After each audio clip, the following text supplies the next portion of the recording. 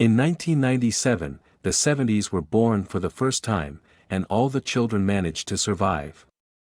Then their mother had to endure a lot, both from a difficult pregnancy and from prolonged childbirth, and even the public expressed their dissatisfaction, saying that it was irresponsible to put children at risk, give birth to unhealthy offspring. It was better to leave those children who were stronger, and did not torment the rest. About how the life of all 7 children turned out in our article. After an ultrasound showed that pregnant Bobby McCoy would have 7 children, she and her husband Kenny were offered not to leave all the children because their chances of survival were low. Both spouses were horrified by this idea. They said they were ready to take the risk and let everything be in God's hands. At that time, it was a really risky decision and accusations rained down on the couple. The criticism reached a climax when Bobby went into labor 9 weeks ahead of schedule. And at the same time, the whole of America held its breath in anticipation. Bobby was taken to the hospital on November 19, 1997, and that's when Kenny, Kelsey, Natalie, Brandon, Alexis, Nathan and Joel were born, 4 boys and 3 girls. The doctors were very worried that not all the children would be saved. And even if the children were born alive, doctors predicted that their chances of survival were extremely low. Nevertheless, all the babies survived. Not only the first days after giving birth, they have successfully lived for almost 20 years.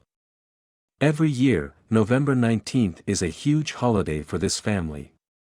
But how else? After all, there are 7 birthday people at once. Time flies so fast, Mom says. So many things have happened during this time.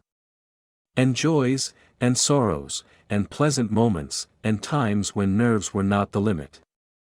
But that's all that made us who we are today. But then, on the day of the birth, when the doctor came out in front of the cameras and announced, the birth was successful, 4 boys, 3 girls, all alive and well, public opinion abruptly changed its anger to mercy. President Bill Clinton even called the newly minted parents with congratulations. Oprah congratulated the family on such a significant addition to her evening show, and it's hard to even count how many flowers and congratulations there were from strangers. The gifts also included a house, a NIM van, food supplies, diapers for the first 2 years, and full tuition for college in Iowa State University. And admittedly, all these gifts were by no means superfluous. The babies drank 42 bottles of food every day and used 52 diapers. Such expenses could be a serious yoke on the shoulders of parents. However, over time, when the kids grew up and the media attention to them faded, the McCoys still had to feel all the financial burdens of providing a decent life for 7 children at the same time.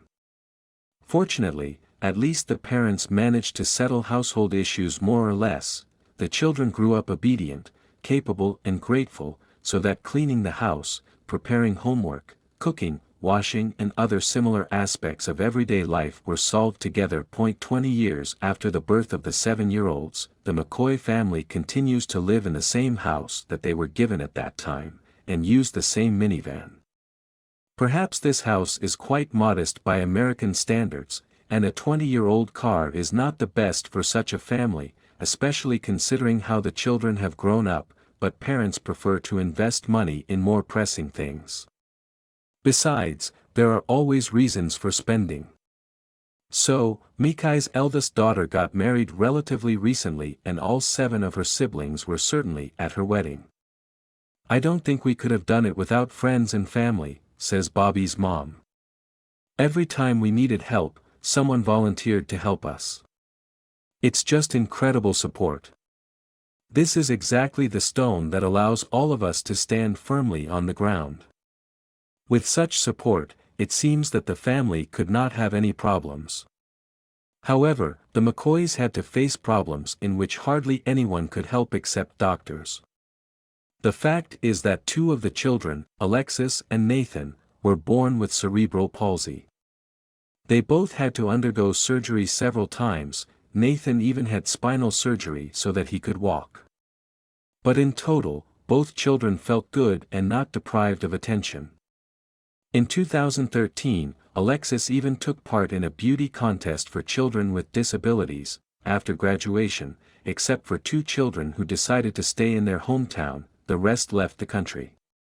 One of them joined the army, or moved to another state, where they received grants for training.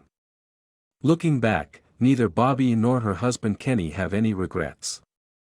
I don't think there is anything to regret in our situation. There is only joy, pride and happiness.